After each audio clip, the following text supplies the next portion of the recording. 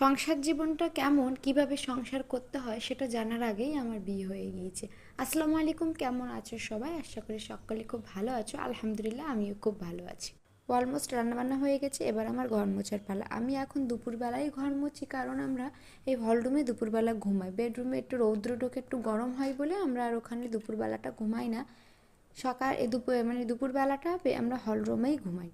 আজ রান্না করলাম টমেটো চাটনি, করলাম কুঁদরি ভাজা। এই প্রথম আমি কুঁদরি রান্না করলাম এবং খাবো। কেমন টেস্ট হয় আমি সেটাও জানি না। আমাদের জন্য ডাঁটা আলু কলা দিয়ে রান্না করেছি। আজ একটু নিরামিষ। আর মেয়ের জন্য ডিম দিয়ে আলুর তরকারি করেছি, কারণ ওর কিছু না দিলে ও ভাত খাবে না।